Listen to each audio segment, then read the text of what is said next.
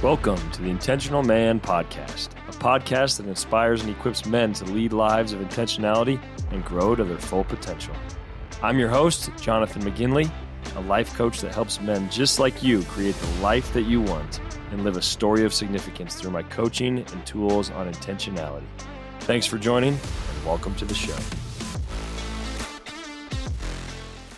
Hello, and welcome to the show. So glad that you're here today. I am ecstatic, excited for this episode. I got a good new friend, Chris Bruno, with us. Chris, how are you doing today? I am doing great. Thanks so much for having me, Jonathan. Yeah, thank you so much for being a part of this. Chris is an amazing man. He is a licensed professional counselor and the founder and CEO of Restory Counseling. And he is the co-founder and CEO of Restoration Project, which is an amazing ministry, amazing organization. They put together experiences and resources to help men find healing from past wounds and really just live as the leaders that God has called them to be. And he is also the author of the Man Maker Project, the Brotherhood Primer, and his most recent book, Sage, A Man's Guide into His Second Passage. So just an amazing man, has a huge heart for men just like us. And so I'm just pumped to get to pick your brain and really dive in today. So appreciate you being here. Absolutely. It's my pleasure. Yeah, no doubt. Thank you. So I just want to kind of jump in. Chris released this new book, Sage, A Man's Guide into His Second Passage. So I just want to kind of talk about that today. Where did the inspiration for this book come from for you? Why did you write this specific book? That's such a great question, Jonathan. And one of my personal adages is that I want to live life out loud, that I want to live my own journey as a man in a way that I am talking about it and sharing about it and inviting conversation about it with other guys too. And so next month, I turn 50. So I am right on the cusp of that second half. I mean, some people say it's 40, some people say it's 50. I'm going to say it's 50. So I'm right on the cusp of the second half of life. And so over the last 10 years, since I turned 40, I have been in the process of thinking and reflecting and asking God for insight and talking with guys about what does it look like for us to become sages in our second half of life. And I talk about it as the second passage because the first passage is when a boy becomes a man.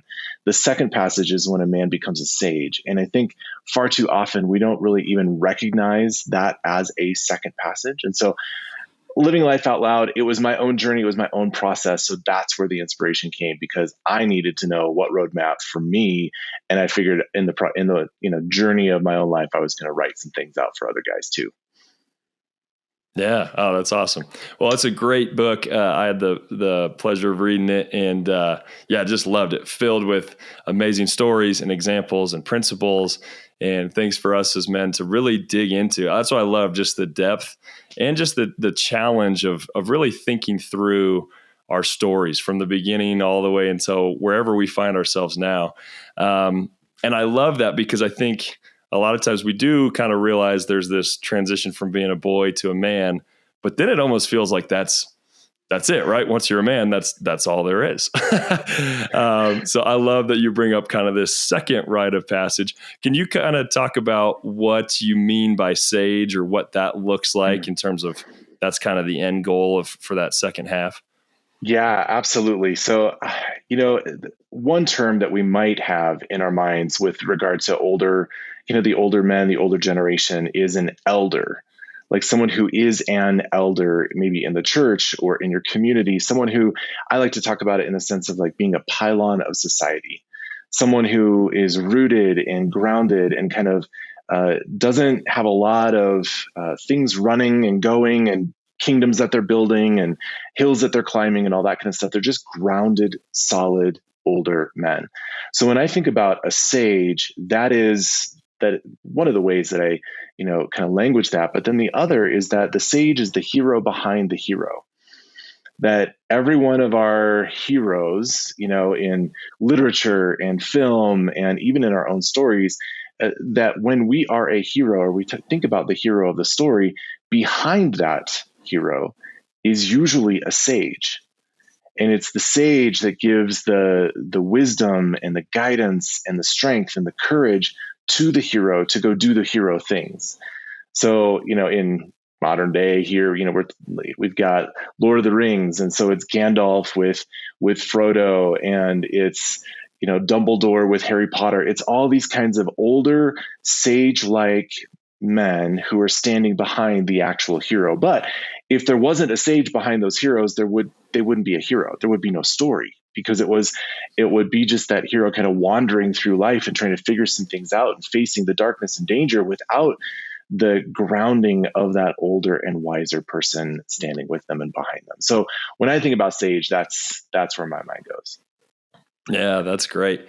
Which it is fun to kind of think of all those stories that we love. And you listed that in your book, and, there's Gladiator and all these stories that we love as men. And you picture the hero, and that's, the obvious character of the story. But really, when you do think about it, you're like, there is always pretty much a older, wiser man kind of showing them the ropes, which is kind of cool to think about. And so for you, as you were thinking this and writing this, why was that so exciting, or what's so important about having a sage, or, as that is now your goal that you're transitioning into?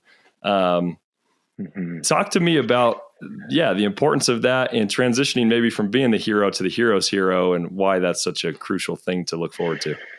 It all really began for me, Jonathan, when I was 16 years old, and I was an exchange student in Germany, and I did not have a sage. I did not have a father figure for myself. That I have a father, and he's a good man, but he wasn't a sage for me. And I only had a few men in my journey of life that have really stepped into that role to some degree.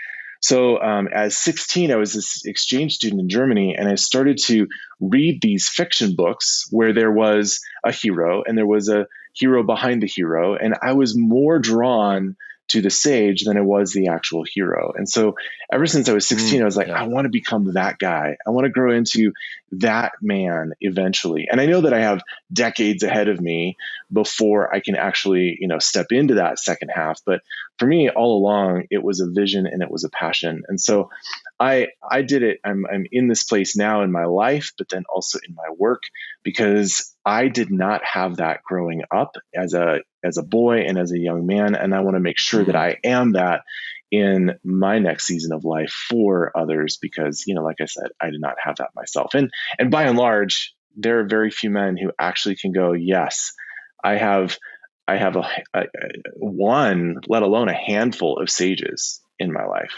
Right. So I just want to grow a generation of sages for the world today. That's so cool. Yeah. And I love what you just said about growing a generation of sages. And something we talk about on the show often is just leaving a legacy. And I think a lot of times to leave a legacy, you got to grow up other heroes underneath you, right?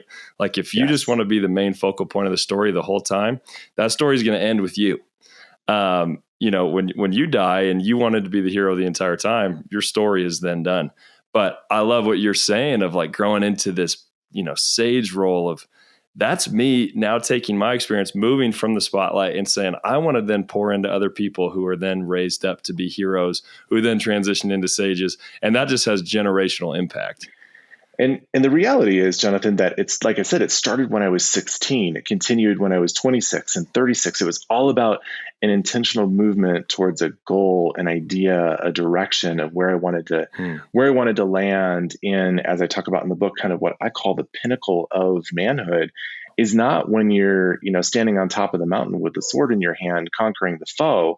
It is actually when you step into the role of sage, and are able to stand behind those people. So that's what I love. Like for you in your, 20s or 30s, you are still on the journey of becoming a sage, even if you're not right now on the precipice of that movement, of that second passage. Yes. And you do a great job of kind of explaining that in the book. I love how you broke it up into phases of, preparing for that season and then stepping into it. So I think that's a perfect kind of transition, because I'd love to talk about that with a lot of our listeners being, younger men kind of figuring things out right now and on our own journey. So now that we have that picture of the pinnacle of manhood, of being a sage, I'd love to just talk about, what we can start doing now to prepare and to start moving in that direction. So kind of in that first section in your book, you talked about some of the keys for preparing for that season. And you started off by just talking about how our lives are a divine masterpiece, which was a really cool phrase. So just talk to me about what that means and the inspiration and kind of how that moves us towards that, that role of being a sage. Yeah. Well, so thanks for bringing that up. I think it's actually one of the most important pieces of our understanding of ourselves as people and as men, to recognize and remember that we were divinely intended, that there was something about us, that when God thought us up before the beginning of time, we were a thought in the mind of God. And he loved us and delighted in us so much. He delighted in you, Jonathan, and me, and every single one of us so much that he said, yes, that's a great idea. And I'm going to take my thought and bring it to action. And I'm going to breathe life into that beautiful creation of mine. And I love how in Ephesians, where it talks about, and I pull the word masterpiece out of Ephesians because it says that we are the handiwork of God. We are the masterpiece of God. And actually that word in Ephesians 2:10 is the word poema, which is where in English we get our word poem and poetry. And so for us to be like, just remember that we are the divinely poeted image bearers of God is so important for us to just hold on to and remember, or maybe even learn for the first time. And so in that first half of life, so much of it is learning about that, grabbing onto that, remembering that, and kind of peeling away some of the other narratives that attempt to overwrite that first story, that first narrative, that you are a divine masterpiece. That is the thing that is most true about you. It is the most true about you, more than anything else, more than any of your problems or struggles or addictions or challenges. The most true thing about you is that you're a divinely poeted man of God. Wow. I love that. And just an amazing reminder of why we were created. And I mean, I think you did such a good job of stating that first, because before you can kind of move on, you have to understand this piece. And we'll talk about this more later, but I think men, we try to find our validation in so many different areas and so many different places. But it all comes back to this. Like when you're saying that, it's just like, oh my gosh, wow. Like this is amazing that I have a purpose and this is why I was created. And once you can come from that place and that strength and that identity, that opens up a whole world to really, live out that masterpiece, live out that poetry that God has put in motion for our lives. So I think that's amazing. And I think, you mentioned in the book of just, there are, speaking of validation, that every man is searching for the answer to the question of, am I really a man? And I think that is so true, that we do search for that. So can you kind of talk about that? Like, where do you think that question comes from? Why is that something that's so important for us to discover? Oh, that gets into a whole other category of things that that really is the basis of the Manmaker Project, one of my other books, where I talk about that first rite of passage. To be honest, I don't know that I can say why and where that comes from. I think that just there's something that is really like we're born with with the need for a masculine bestowal of something from our father or older men onto us, to deem us, to determine us, to name us, bless us as a man. Now, we men, we do not have the kind of the physical transitions that girls do when they transition from girls to women. There is a physical transition that happens for them in the kind of, I am now a woman when she gets her first period and she's able to start, thinking about bearing children. Like all of that is we don't have that passage. It's just like things, we grow hair and we get bigger. So there's not that kind of rite of passage. And so girls are not asking the same question, am I a woman? Because their body is answering the question for them. Our bodies don't do that for us. We actually need someone outside of us to answer the question for us. And we are longing for that same kind of physical bestowal, which girls have, but we don't. We're longing for that. And it needs to come from the company of men. And in Man Maker Project, I talk about how, the feminine substance that she partners with God in is in the co-creation of life and beauty. That's the feminine substance. The masculine substance comes from the verbal, the words, the God speaking life into existence is where men partner with God in bringing life into the world. And so just think about it. Who are the men in your life who have spoken words of life that have landed and you were like, oh, that feels like rain on dry ground? Or men who have spoken words into your life or over you that are destructive, and how devastating those words are. Or men who have not spoken any words at all, and you're left with this vacuousness inside, longing for something to be said, but wondering when it will ever come. So am I a man? Wow. is not just do I have the equipment to be male? Do I have the right, design of God to be a man? It is far more, will I be considered a man by other men? Will I receive that blessing from another man? And, ideally that comes from a father, if not from a father, from a grandfather or an uncle, someone in your family. But it can even come from a surrogate father, from another sage. Jonathan, you're younger than I am, but it could come from you to me. Any man has the possibility and capability of bringing that kind of masculine substance to anyone on earth, boy or girl, man or woman, regardless of age. That, I think, is how we partner with God to bring life to the world. Wow. Yeah. And that's what's so cool about your book and having men become this for other men, becoming a sage and speaking life. It's just cool, as you say, that just the power that words really can have. And so, growing as men, like, how are we being intentional with our words? Are we speaking life? Are we speaking validation? Are we speaking this, that you are a divine masterpiece, like you said so well? Are we speaking that over people? How amazing is it that we can have that massive impact on somebody's life by just the words that we speak? And so I love that you're painting that picture. Chris, what happens if a man is lacking that validation? Maybe never got it from his father. Maybe, has never really been spoken those things. Where do you search for that? Where do you find it? How do you deal with that? If that's something that you've just been missing?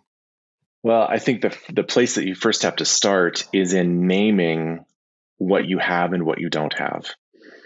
And I think a lot of men, you said this earlier in our conversation, that we spend a lot of times looking for our validation and our identity in things that are external. But I think the first step is to recognize, like, what is still lacking on the internal? Have those words been spoken over me? Have I, in the company of other men, been given that kind of a blessing? And if the answer is no, or maybe, or kind of, then there still is room for more to be spoken over you and for you.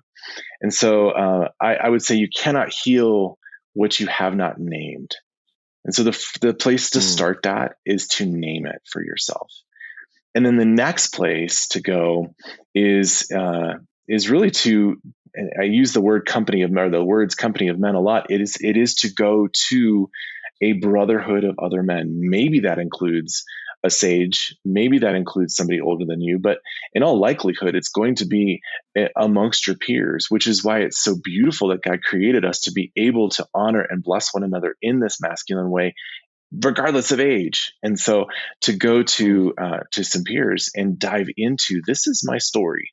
This is where I am. This is what I have. This is what I don't have. This is what I long for. This is where I'm broken. And spend time in the midst of each other's lives and stories in such a way that you can actually come to know the divine masterpiece in one another. It's not just giving people props. It's not just blowing smoke. It's not even offering flattery or compliments. It's actually knowing their hearts in such a way and their stories in such a way that you can speak life over them as a covering, as a blessing. And I talk a lot about that in the Man Maker Project. And then also in the Brotherhood Primer book, there's some stuff about that too, about how we can do that with and for one another. So if you find yourself in that place, name it for yourself first, which is hard. It's just hard to kind of recognize those places, but then to not kind of fall off the cliff into hopelessness. Well, I didn't get it. I never will. It's actually, there's far more fathering available to you in the world than you realize. Yeah. Yeah. I was just thinking when you were saying all that, especially just that brotherhood of men, how this is oftentimes a difficult thing for whatever reason for men to talk about, to bring up. It's easy to keep things pretty surface level in our conversations and our relationships. And it does take just a level of intentionality to actually go to that deeper place, to really know someone, to really care about them, to hear their story, and to really come alongside them as a brother. So if you're listening to this, like think through the people in your life that maybe there's a step that you need to go a little deeper.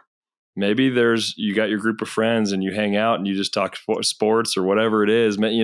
How can you take that next step to make that a deeper relationship? Because there could be guys that are really searching for that validation. You can provide that for them. You can speak the words of life. And so thank you for that picture that you painted.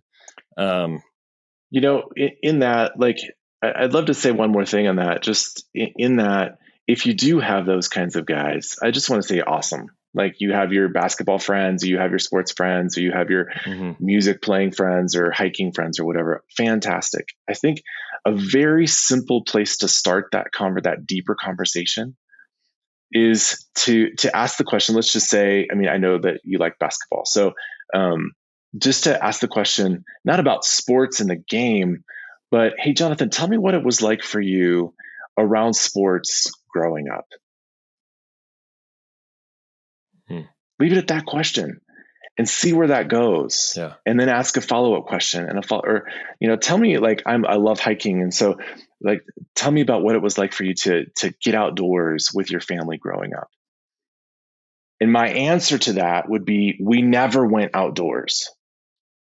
We never went hiking. Now, your next question would be kind of, well, tell me about that. Like, if you love it, why didn't you go out? How did you come to love it? Like, now we're in some deeper categories that are going to get into the knowing of one another beyond just being, hiking buddies or basketball buddies. Right. No, thank you for saying that. I appreciate you giving, practical tips, because that is great. Sometimes it can feel really intimidating to just dive in at that very, very deep level, but it doesn't have to be that complicated. It can start there. Yeah. For sure. I loved your chapter about just projections, and how a lot of times we can, make projections of what we're feeling internally on people or jobs or whatever it is externally. So can you just kind of talk us through that concept, what you mean by that, just to give our listeners an understanding?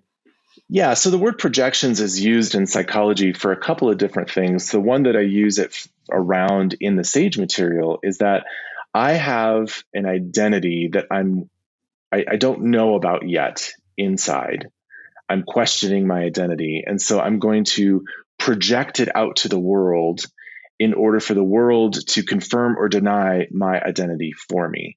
So like a projector in a movie screen, I'm projecting onto my career. I'm projecting onto my wife. I'm projecting onto my children. I'm projecting onto my bank account or my car or my the body that I have after working out, like whatever it is. I project my identity outside of myself, externally, in order for those places where I'm projecting it to give me feedback or tell me or validate me in some way, to say, yes, actually, you're a worthy human being because you have a big bank account, or you're a valid man because look at how well your children are doing, or you're an invalid man because look at how poorly your children are. Like, that's where we take these internal questions and we project them out onto the world, going, who am I, world, and will you tell me who I am? So that's what I Wow. mean about projections. And we all fall into it. And the reality is that we are born into the world as children looking for the world to tell us who we are. And and that really comes through so many different things I could get into, but just that family of origin, setting up the place space of us to go, this is who we see you to be. And ideally the parent is giving you the feedback that this is the divine masterpiece that we see in you. But far too often, Right. because Right. we live in a fragile and fractured world, that's not the feedback that we're getting. And so then we start to project out to like, oh, how do I find my validation in other places? Yeah. Yeah. So what would be like the danger of doing that or falling into that habitually or really trying to find that validation externally? Oh, there's so many dangers. I mean, speaking as someone in my midlife, I come to so many men that I'm working with. We are in our midlife and we recognize that the rest of the world is not going to validate our identity, our validity, our worth. We've tried it, we've been there, and it doesn't give us that kind of feedback. And so we come to midlife and we're like, well, now what? Where do I find Mm. it? How do I find it? And a lot of those guys fall off the cliff into, what we generally call a midlife crisis, or have some kind of mental health crisis, or some kind of crisis that they enter into simply because they've not kind of recollected those projections back into themselves. And the other thing is that we were not designed to live with the world giving us our identity. We were designed to live with that divine masterpiece being the centerpiece of our identity. And if we can live from that, then we're actually living according to God, how God intended. If we don't live from that, then we're just kind of listless and wandering and wondering. And the Mm. moment the bank account drops, or the stock market crashes, or the divorce papers are served, oh, I'm devastated beyond belief. And I want to say devastated beyond what we should be devastated for in those moments, because those are all Right. devastating Right. things for sure. But For it sure. takes away, it completely pulls the rug out from under us. So what would be some of the signs or the signals that we are doing that? Because I think what you just said is amazing, and it makes me think. Do I have those areas in my life where I'm projecting my identity or trying to find validation here? How do you know if you're doing that before something horrible happens and you find yourself, trying to recover? Like for somebody Yeah. on this side of things, how do we protect ourselves from that? I would put it in kind of two different categories here, Jonathan. So first, things, and the second, people. So when we project our identity onto things, the kind of tell of is that going well or not is how often are we checking those things. So how often are you checking your bank account? How often are you checking your Hmm. weight or your bicep size? How often are you checking yourself in the mirror? How often are you looking around at church to see who's noticing that you're there? Right? Like, how often are you checking those kinds of things? Right. So that would be one tell in the thing Hmm. category. In the people category, the best way to find out is to ask those people. Ask your wife, do you find that I base my identity on what you think of me? Are Wow. you exhausted by answering my internal questions all the time? Right? Like, ask those people, ask your friends, ask your parents, ask your children, just like how much of me do you feel like you're carrying? And if they're Yeah, honest with you, they'll give you some pretty hard things to consider, I imagine, because like as I said, all of for us are doing sure. it. Yeah. So those would be the ways that I would begin to question and wonder. That's great. Yeah, that's really practical. So, say you do those two things, you find out some areas where you're realizing, okay, yeah, this is where I'm putting my identity. How do you kind of work back from that spot then to really release Mhm. that and then find, that validation internally? Yeah. So in the book, I also talk about something called story work, and it is something that we do at Restory Counseling and also through Restoration Project. And this is not just like thinking your way out of it or convincing your way out of something. It's actually entering into the narratives that you have lived that brought you to the conclusion that your career, your wife, your children would be the ones to answer those questions for you. And most of the time, Jonathan, those are some young spaces in our lives, some young places where when we were first boys entering into the world trying to figure this whole thing out, where something happened, big or small, catastrophic or minute, that we began to realize, hey, there's some not goodness in the world. And in order then to survive that not goodness, we had to employ some kind of survival techniques or defense mechanisms or whatever, and project out of ourselves the feelings that we had, the inadequacies, the anxieties, the fears, in order to feel better and make it through. And so as you're beginning to identify what some of those projections are, I think some of the hard work is to go back into the places where in your story where you first felt these things, where you first experienced the loss, the grief, the pain, the identity, the tragedy that, like I said, catastrophic or minuscule, the tragedy that brought you to the point of realizing, oh, there's not goodness in the world. Spend some time there and with that part of your story, and I think you will begin to discover the divine masterpiece that you left behind. Yeah, and I mean, as you're saying that, it does take work, right? I think a lot of times it takes work to go and uncover it. It takes time to actually reflect. I'm thinking through all these things of, it's so easy if you're just coasting through life and you're not taking time to stop, or you're not having those conversations with people, or you're not evaluating where your time and your talent and your attention and your money and everything is going towards.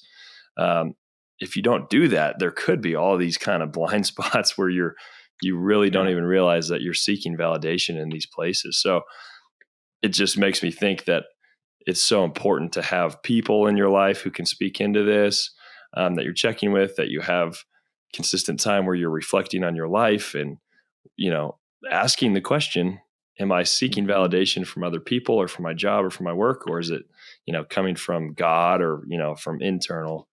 And that's what I actually believe accountability is. That's what I believe accountability is. And I think in the world of Christian men, we think accountability is, I'm going to keep you accountable and protect you from your sin. In my mind, accountability is, I'm actually going to be pursuant of the divine masterpiece in you and hold you accountable to that, man. Wow. And so that's cool. That's a big shift. And I'll say back to the sage part is that a sage, you cannot move into the second half of your life. You cannot move through that second passage from man to sage when you have these overwhelming projections that continue to keep your validity and your identity hung on other things. And sages are the ones that have done some of the work, and I want to say and continue to do the work until they die, but are doing the work of releasing themselves and reabsorbing, regaining, rebringing those projections back into themselves and going, I actually am the divine masterpiece. I have nothing more to prove. Yeah. And I hope you guys are really listening to this and just thinking through it for for yourselves in your own life. Because, we talk about living a story of significance and building a story you're proud of by living intentionally. And, and it takes work now, but Chris is giving us an amazing opportunity to stop and to reflect and to use these tools that he's giving us now. Because I just think about how much of a bummer it would be to go through life and then to end up retiring at 60 or whatever it is, and you realize, oh my gosh, all my validation was in this work and now I just don't know what to do. That just is a scary thought for me, to come to that point. So it makes me want to put in the work now, to make sure that, I'm set up to move into that second half and just crush it, heading into it. Yeah. Yeah, absolutely. So I love that. Yeah. Yeah. Thank you for sharing all that. I'm glad you're here. This is great. Talk to me, because you kind of had two pieces. The persona is what we project on others, and then the masks are what others kind of project on us. So talk me through those. Yeah. So the projections is what we project onto others, and personas are the masks we put onto ourselves. Okay. So the word persona actually comes from the theater, where an actor steps onto stage, and in the moment they step onto stage, they put on another character and acts as if that other character would act. They lose the sense of themselves, and now they are that character. And then when they step off the stage, they release the persona and they become themselves again. So I use it in those terms because, I'm projecting my validity and my identity out into the world to have people, tell me that I am valid and good. The persona is really the role that we have learned to take, uh, as a result of what people need from us, expect from us, want from us, the feedback they do give to us, that helps us also, back to my survival techniques, helps us also survive. And so, like in my family, I grew up with one older sister who was severely mentally and physically disabled. And so, because of her situation, it was just the two of us. Because of her situation in my family of origin home, I took on the persona of the peacekeeper and of the good boy, that I was going to be the one to kind of hold and contain all of the anxiety and stress and fear and confusion that she brought. And my mom and my dad were happy to have me play that role because it actually helped keep the waves from, becoming tidal waves in the family. Well, that's a persona. I took that on, and I got accolades for it. I was appreciated for it, and I did it really well. But it's not my job to contain everyone else's emotions. It's not my job on this earth to make sure that no one else feels something uncomfortable.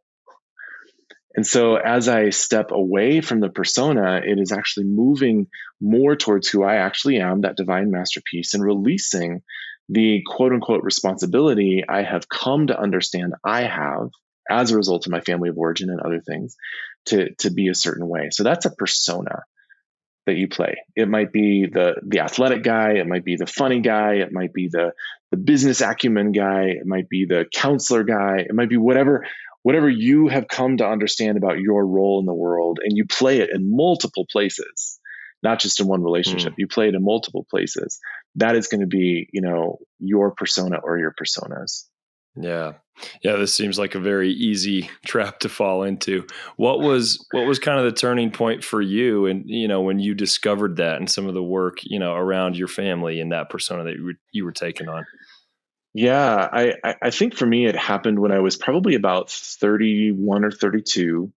And I lived overseas as a missionary in the Middle East, and there was a significant trauma that occurred in my life, personally. And I was basically attacked on the street.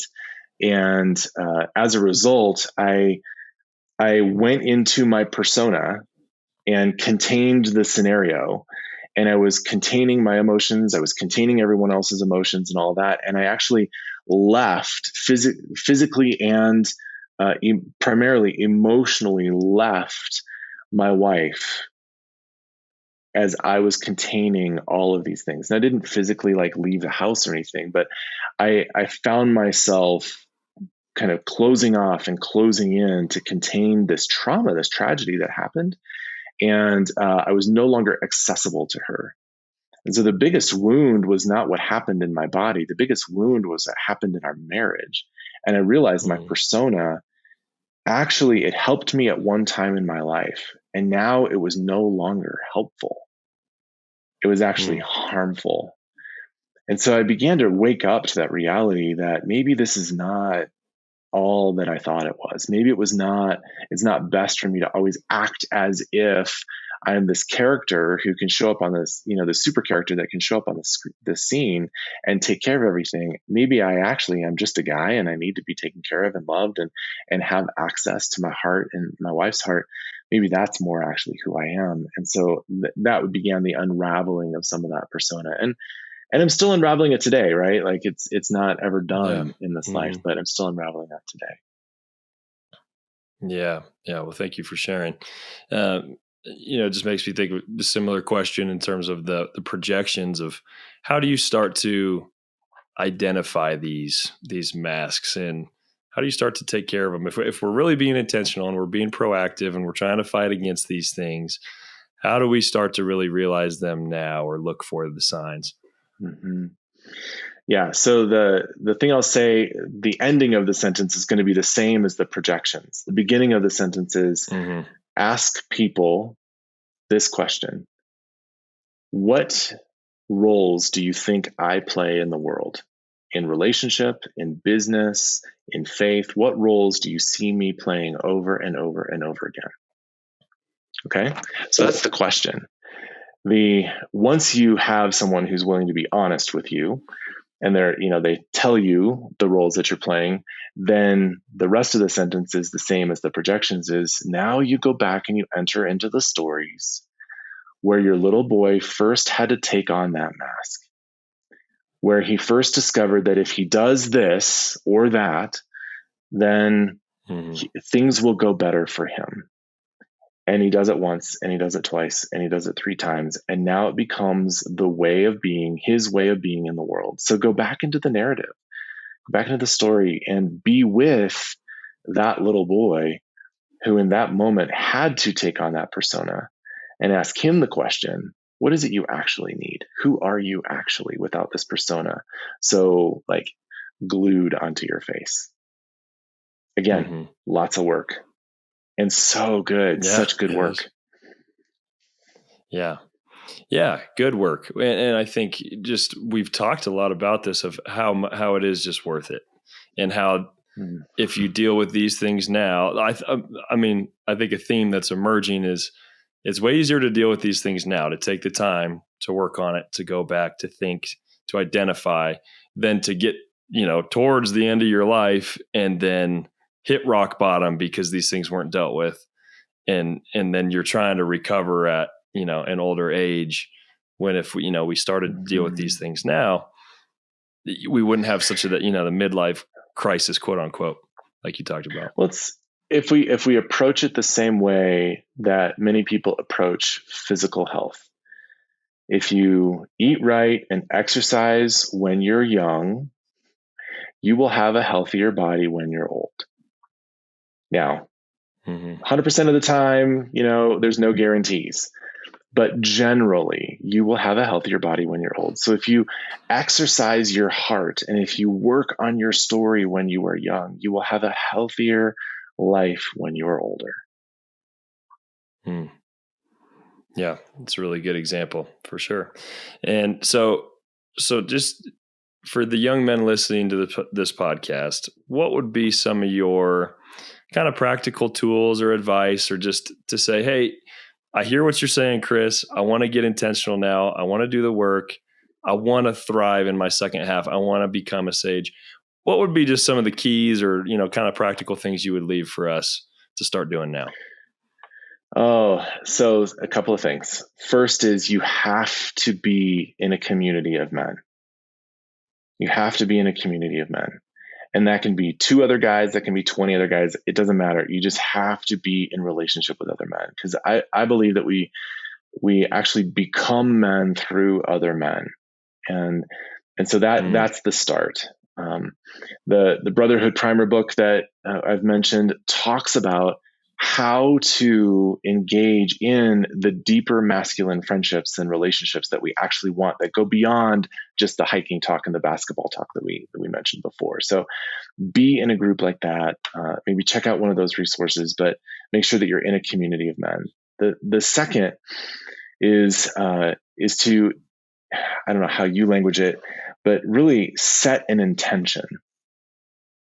An intention, and then not only set the intention, but then start to take action. And so set the intention that you're going to do some of the things we talked about today, and where you are looking at your projections, you're looking at personas, you're investigating your story, set your intention to do so, and then journal, write, talk, go see a counselor, go see your pastor, do something where you are intentionally moving towards the healing of your heart. I will tell you, one of my favorite clients I ever worked with was 20 years old And he was not in a relationship. He was looking at starting relationships, that would eventually move towards marriage was his hope. And in the first conversation that we had, he said, I am here because I want to be the best version of myself starting now and moving into the future. I want to prepare to be the best husband and the best father and the best older man that I can be. And I know that I have to start now. So let's go. And it was brilliant work that he was able to do. So set the intention and then take action. Those two things, community, and then jump into some of those conversations would be where I would start. That's perfect. Yeah, that's great. And I think, just picking it in action and area, starting small. We talked about some big lifelong, things that we could be dealing with here. So I think it could be easy to be overwhelmed by that. Sounds like a lot to dig into, but just starting small, if you don't have that community, maybe that's where you really begin, is going to find those guys. If you do have it, maybe it is just, I'm going to pick one guy to go a little deeper with, or I'm going to bring this one question to the table. Just start small, but start somewhere, because it can be hard to get, overwhelmed by this big of an issue. But I love just the picture that you painted there, and it is worth the work. As you're saying this, I really believe that these are some issues that are really worth digging into. And what an amazing goal, like your client, to just, I want to be the best possible version of myself. And that takes work, and that starts now. So I would charge you all to go do that. Let's live a life of intentionality to be the best possible versions of ourselves we can be. Chris, I'm curious, just in our conversation, is there anything that we missed, or any question that I should have asked you that you would love to tell to our audience, just along any of these lines? I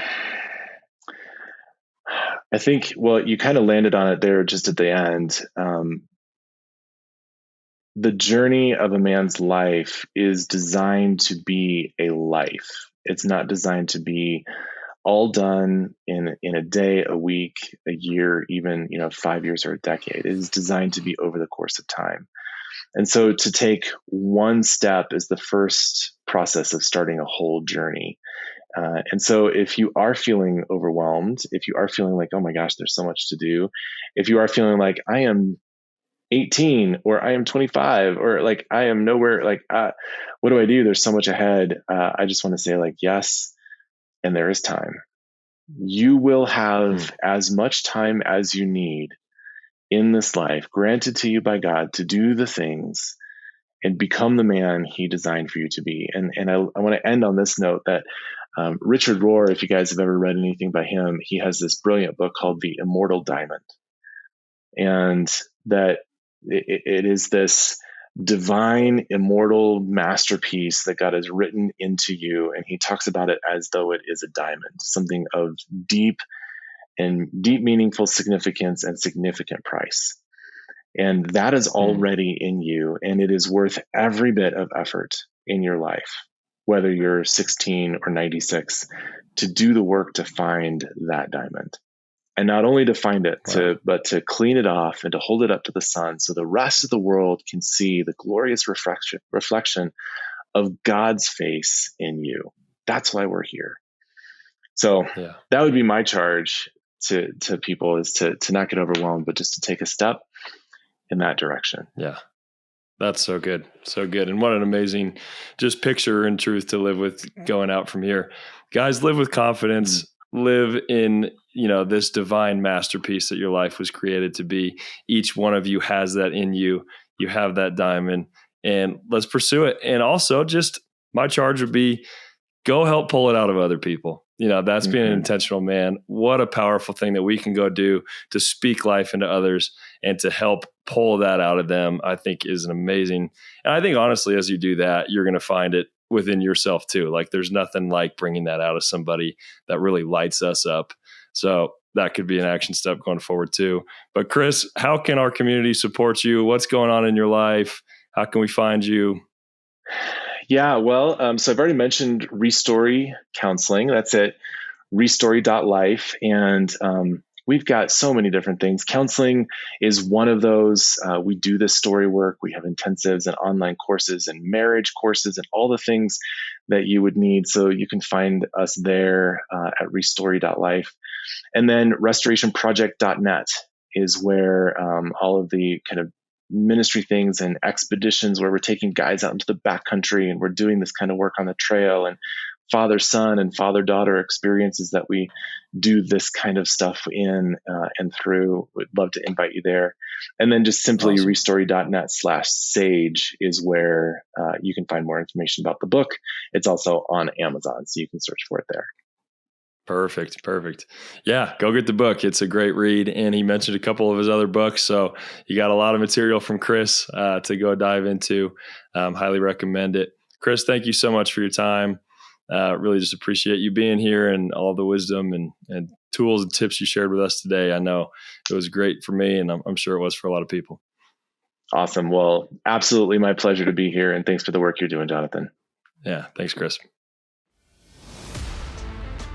Thank you for tuning in to the Intentional Man podcast. If you enjoyed this episode and you would like to support the show, please share it with others, post about it on social media, and leave a rating and review. If you are someone who is looking to take your life to the next level, accelerate your success, and live more intentionally, I would love to help. Shoot me a text at 970-430-6085, and we can schedule a time to meet to discuss your vision and your goals. Again, that is 970-430-6085. Thanks again for listening, and until next time, build a life that matters by living intentionally.